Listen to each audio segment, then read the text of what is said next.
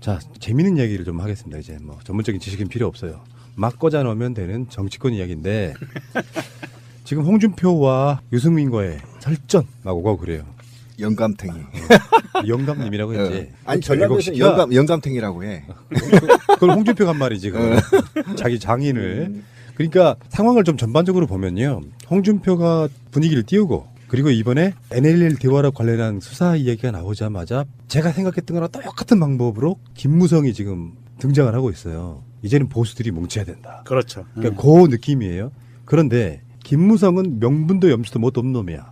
등치에 비하면 정말 비겁한 놈이고 내가 정치적으로 살아남으려면 부끄러움도 뭣도 아무것도 없어. 그나마 유승민은 자기들이 나와가지고 지금 20명이죠. 그때 13명 복당했죠. 그렇죠. 그러니까 33명 정도의 국회의원들이 나왔던 이유가 뭐예요? 박근혜 정권과 완전히 담을 쌓겠다잖아. 그렇죠. 도저히 너 같은 애들은 보수로 인정할 수 없다. 우리는 건강한 보수다. 이렇게 얘기한 거잖아요.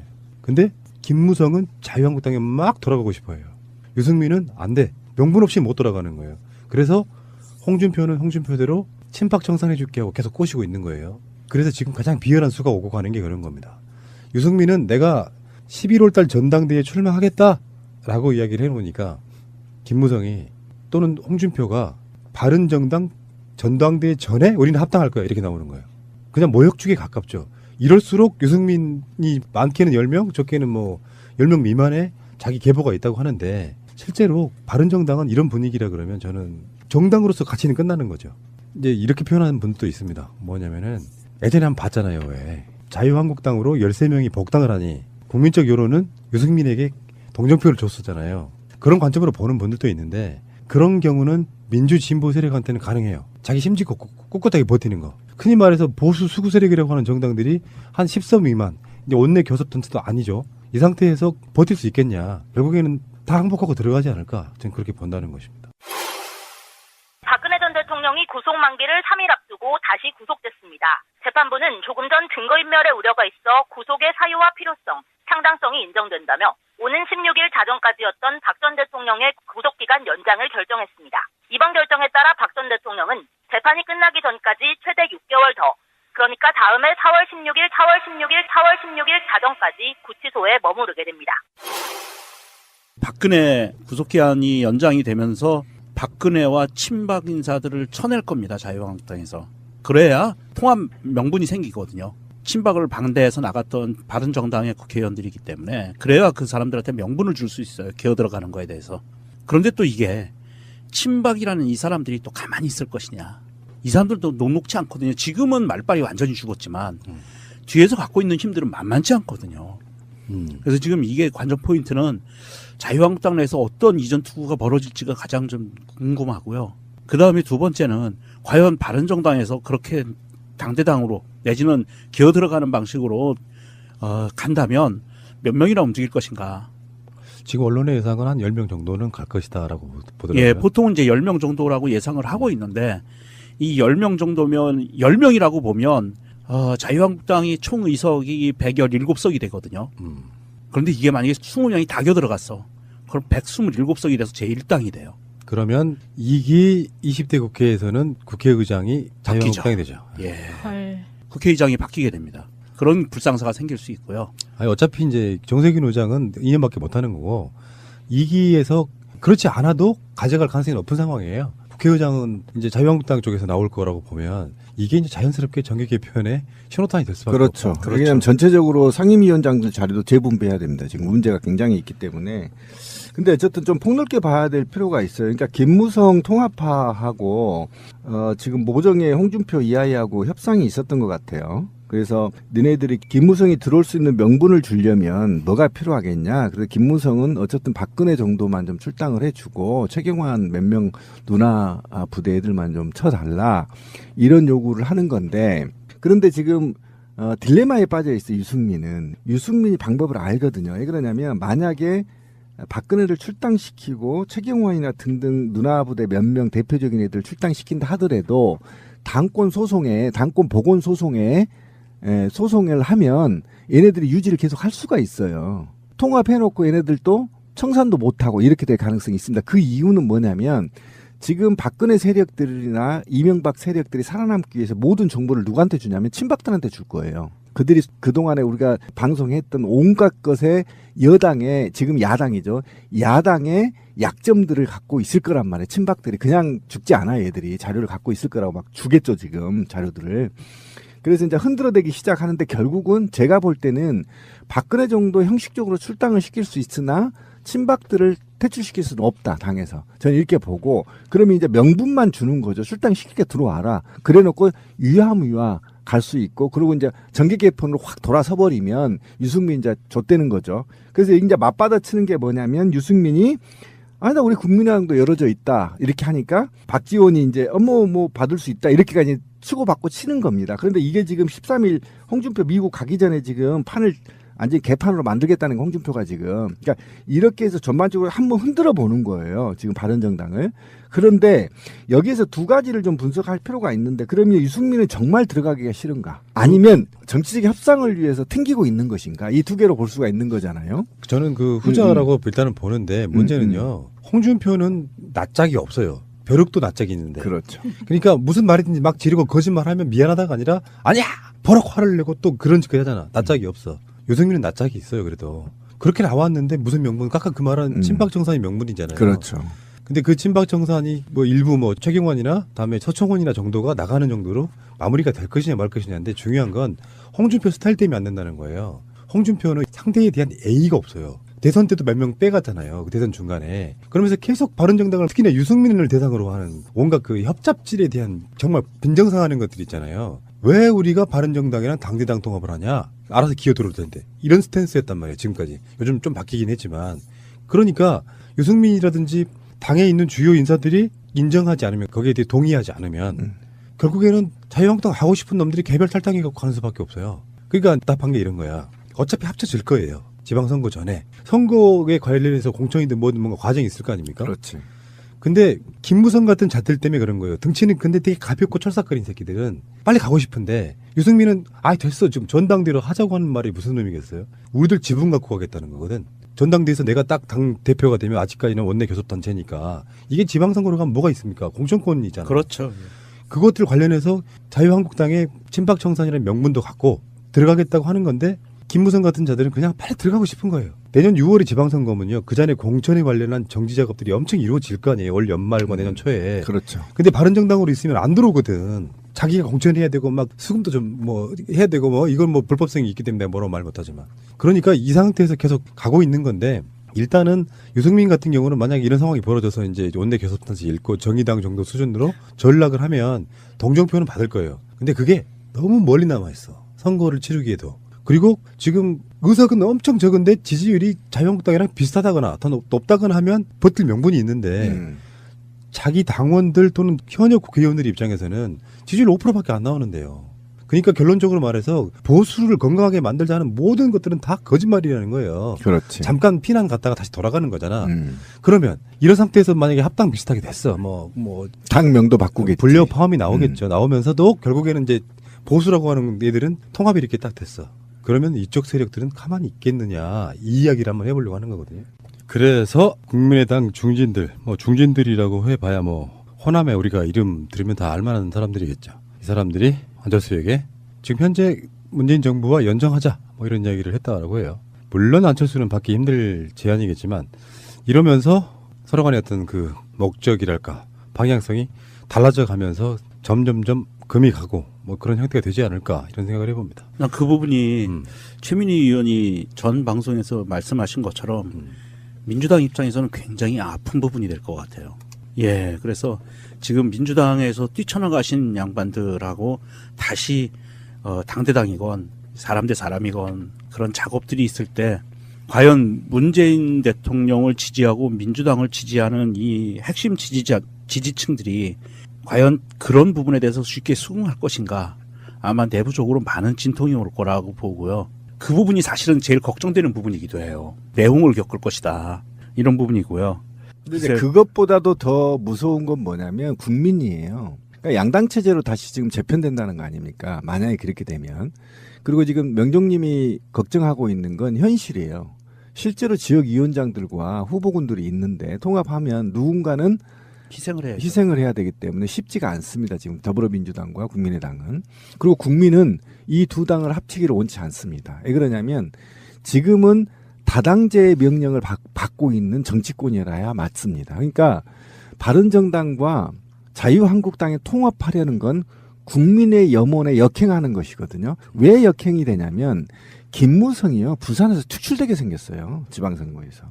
지금 제가 지금 분위기로 보면요, 부산에서 국회의원직은 유지할 수는 있으나 김무성, 그러니까 시장이나 구청장 정도까지는 제가 볼 땐 적어도 김무성이 영향력이 미치지 못할 만큼 패배할 수도 있어요.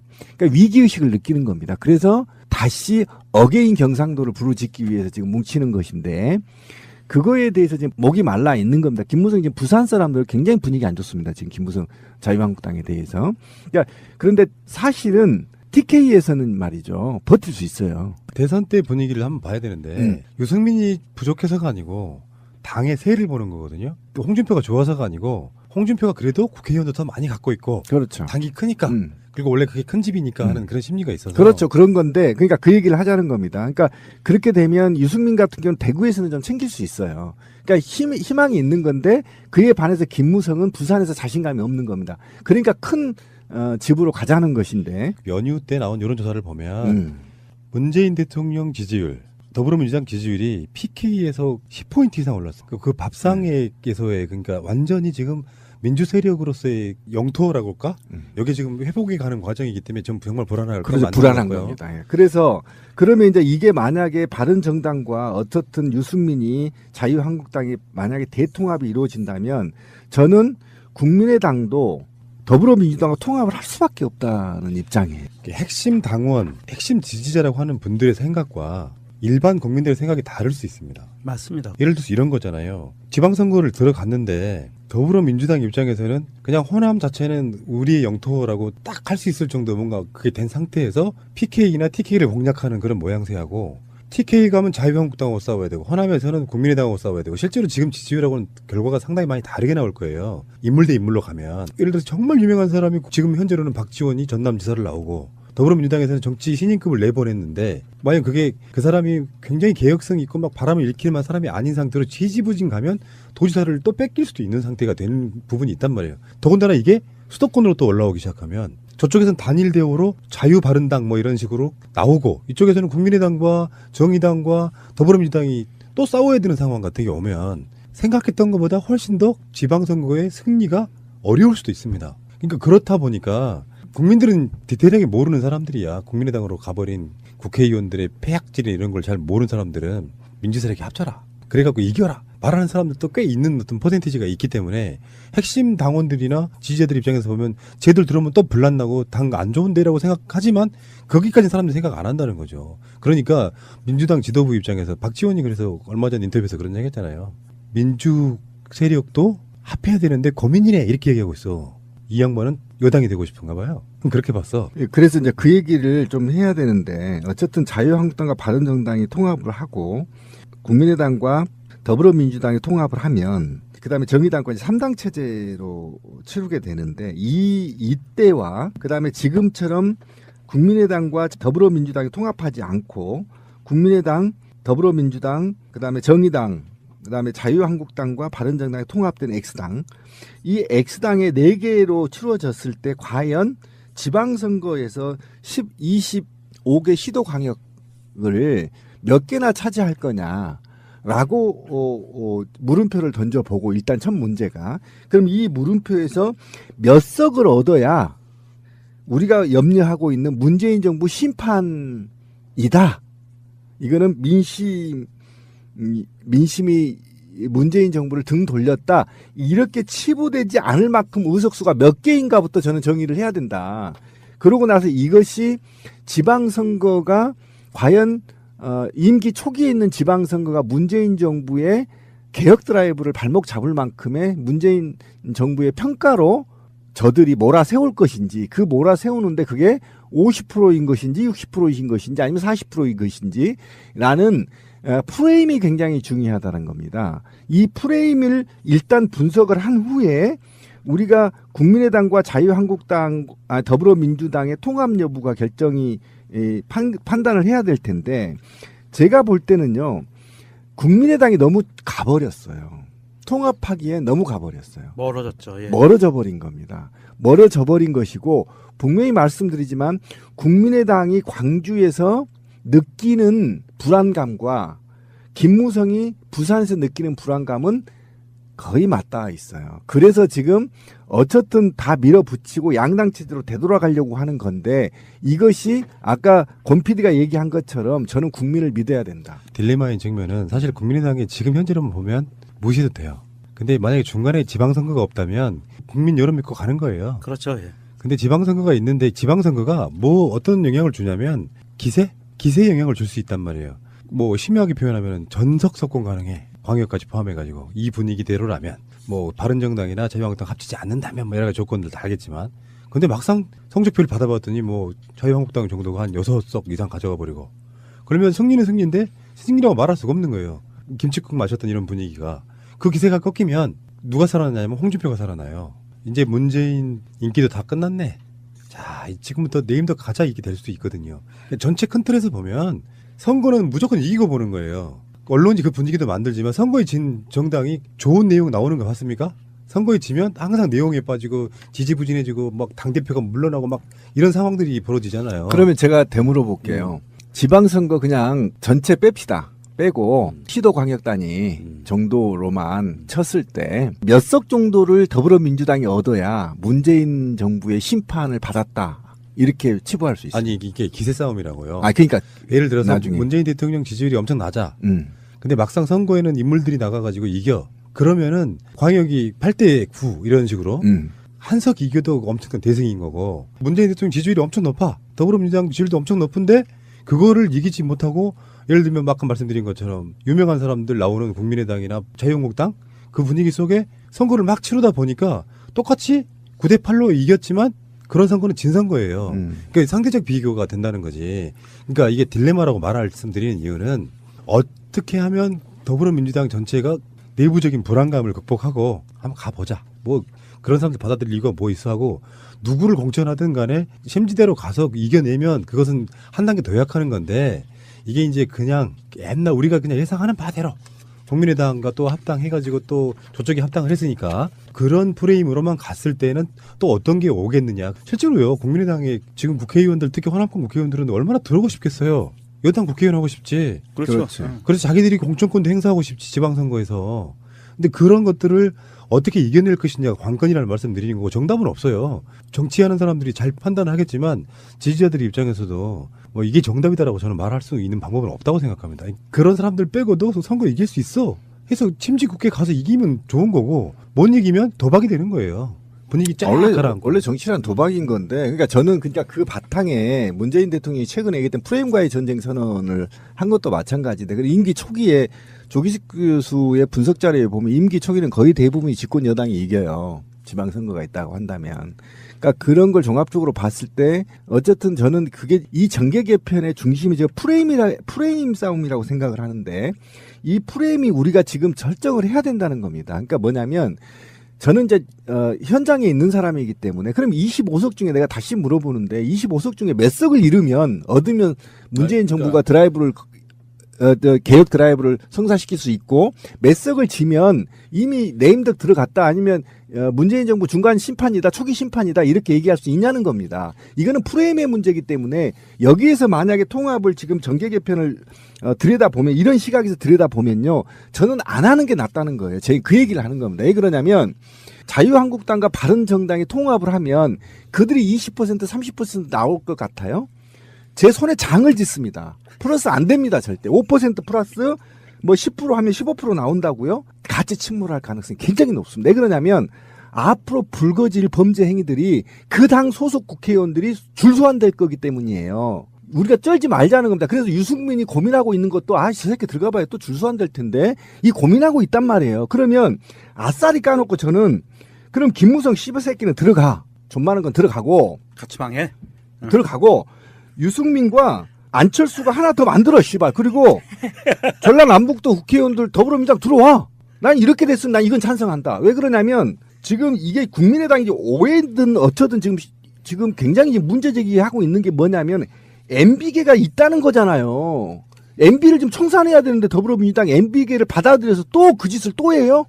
또 내부 분란 일으키고 안에서 또 뭐 간첩질을 하고 차라리 니네들이 가서 새로운 정치 만들고 여기에서 기존의 정통적인 민주당의 성격을 갖고 있는 사람만 들어와. 그냥 인사하고 들어오고 그렇게 되면 사당 체제로 좀 유지를 했으면 좋겠다는 게 제 생각은 정의당하고 새로운 당 자유한국당하고 더불어민주당 이게 사당 체제로 가야만 저는 국민들이 촛불을 들었을 때 다당 체제로 가라고 했지 양당 체제로 가라고 하지 않았거든요. 이 양당 체제로 가면 또 이게 나라가 뒤집혀요. 그러니까 그 좀 정확한 팩트는 국민들이 촛불로 사당체제로 가라고 한 건 아니고 촛불 이전에 일어난 선거의 결과물이니까. 그러니까 저는 그건 좋아 보이네요. 바른국민당. 그렇죠. 아, 지금 그 얘기하려고. 그러니까 예를 들어서 호남권에서 원래 좀 그 민주 세력의 적자였거나 이런 사람들은 더불어민주당으로 일부 들어오고. 그렇지. MB 개들은 뭐야? 치고 안철수 따라서 바른정당과 합치고. 그렇죠. 그래서 공동 대응해야지. 근데 제 생각엔 그래요. 안철수가 유승민하고 같은 당에 있고 싶어 할까요? 그건 아닌 것 같지 않습니까? 실제로 인물 비교됩니다. 우리가 보기엔 유승민은 아무것도 아니야.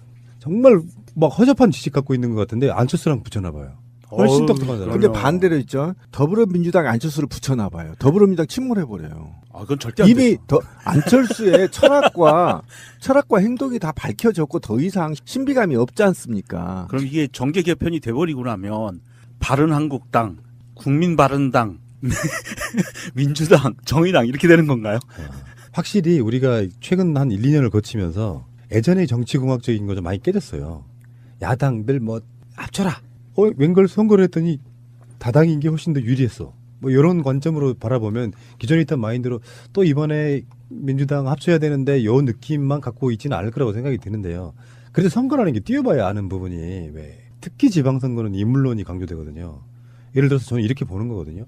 PK의 도지사와 부산시장을 가져온다고 해도 강원도권 날 가능성이 높아요. 그러니까 대장들은 여당이 뽑힌다고 해도 기초단체나 이런 데 내려가면 막 시의회나 또는 시장 군수 이런 사람들은 기존의 당 사람들이 뽑힐 가능성이 되게 높다는 이야기죠. 그러니까 완전한 승리라고 좀 볼 수는 없지만 이런 건 있죠. 상징성으로 문재인 대통령은 정치적인 뿌리가 호남에게 인정받고 싶어 하지만 자유한국당 부류가 주류로 잡고 있는 PK 출신이잖아요. 그렇죠. 예. 근데 문재인 정부 들어서 문재인에 가까웠던 사람들이 부산시장도 하고 경남도지사도 하고 심지어는 구청장들도 하고 대구시장도 하고 대구시장도. 뭐 장관이었던 뭐 김부겸 장관 예를 들면 그런 거예요.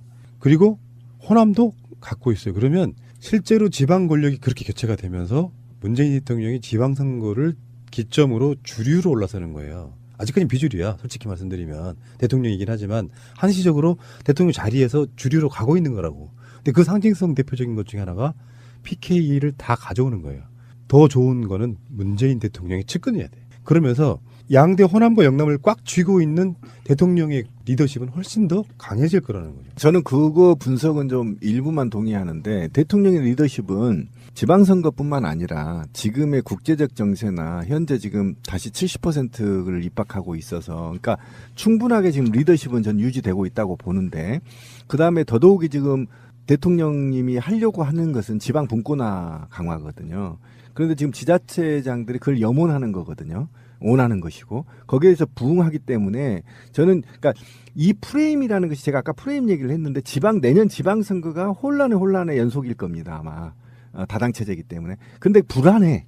마치 지방선거에서 집권 여당이 조금 의석수를 적게 가지면 이제 이게 개혁이나 적폐청산에 이게 방해되는 거 아니냐.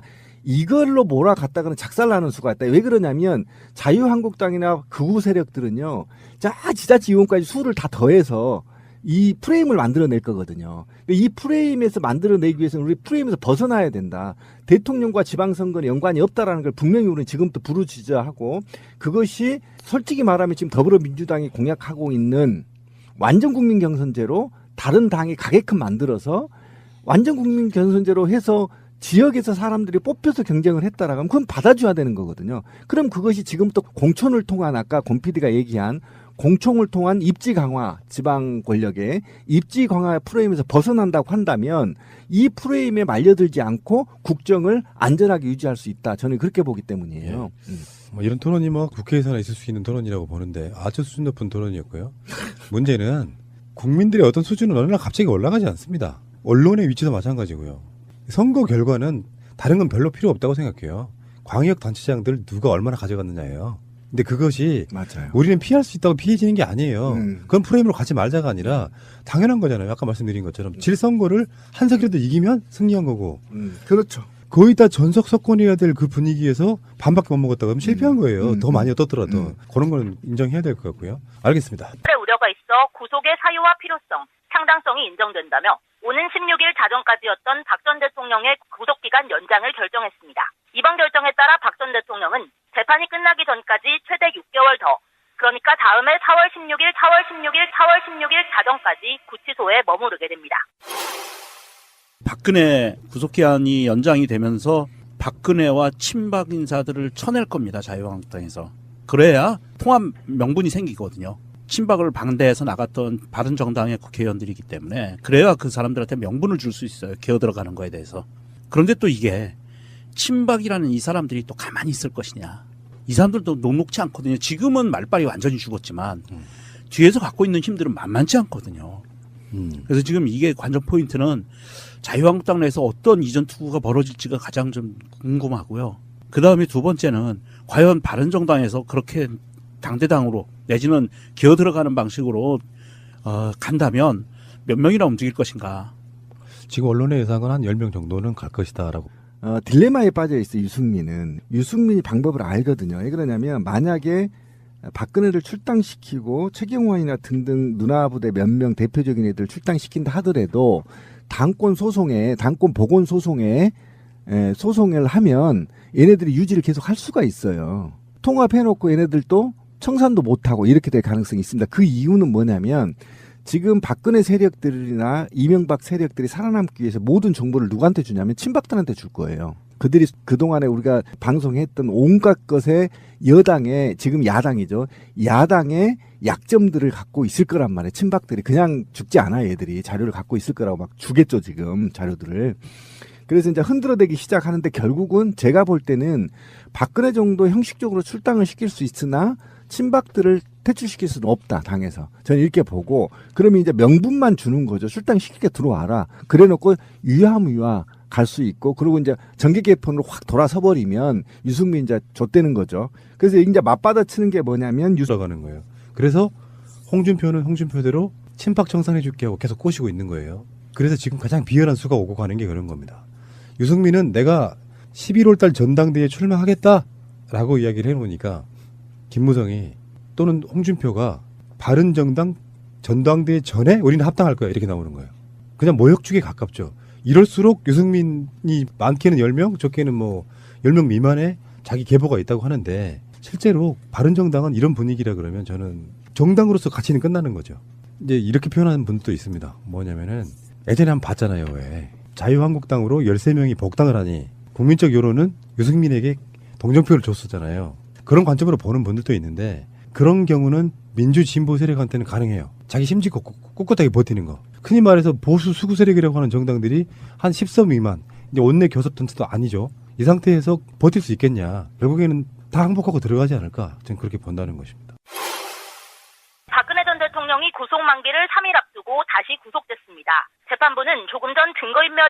자, 재미있는 이야기를 좀 하겠습니다. 이제 뭐 전문적인 지식은 필요 없어요. 막 꽂아 넣으면 되는 정치권 이야기인데 지금 홍준표와 유승민과의 설전 막 오고 그래요. 영감탱이. 영감님이라고 했지. 아니 전략에서 영감탱이라고 해. 그걸 홍준표가 한 말이지. 자기 장인을. 그러니까 상황을 좀 전반적으로 보면요. 홍준표가 분위기를 띄우고 그리고 이번에 NLL 대화와 관련한 수사 이야기가 나오자마자 제가 생각했던 거랑 똑같은 방법으로 김무성이 지금 등장을 하고 있어요. 이제는 보수들이 뭉쳐야 된다. 그렇죠. 그러니까 그 느낌이에요. 그런데 김무성은 명분도 염치도 못 없는 놈이야.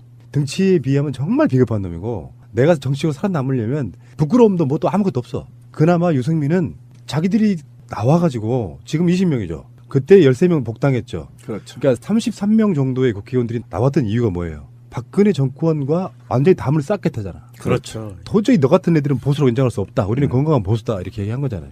근데 김무성은 자유한국당에 막 돌아가고 싶어요. 유승민은 안 돼. 명분 없이 못 보더라고요. 예, 보통은 이제 10명 정도라고 예상을 하고 있는데 이 10명 정도면 10명이라고 보면 자유한국당이 총 의석이 117석이 되거든요. 그런데 이게 만약에 20명이 다 겨들어갔어. 그럼 127석이 돼서 제1당이 돼요. 그러면 2기 20대 국회에서는 국회의장이 자유한국당이 되죠. 예. 헐. 국회의장이 바뀌게 됩니다. 그런 불상사가 생길 수 있고요. 아니 어차피 이제 정세균 의장은 2년밖에 못 하는 거고 2기에서 그렇지 않아도 가져갈 가능성이 높은 상황이에요. 국회의장은 이제 자유한국당 쪽에서 나올 거라고 보면 이게 이제 자연스럽게 정계 개편의 신호탄이 될 수밖에 그렇죠. 없다. 왜냐하면 전체적으로 상임위원장들 자리도 재분배해야 됩니다. 지금 문제가 굉장히 있기 때문에. 근데 어쨌든 좀 폭넓게 봐야 될 필요가 있어요. 그러니까 김무성 통합파하고 지금 모정의 홍준표 이하이하고 협상이 있었던 것 같아요. 그래서 너네들이 김무성이 들어올 수 있는 명분을 주려면 뭐가 필요하겠냐. 그래서 김무성은 어쨌든 박근혜 정도만 좀 출당을 해주고 최경환 몇 명 누나 부대 애들만 좀 쳐달라. 이런 요구를 하는 건데 그런데 지금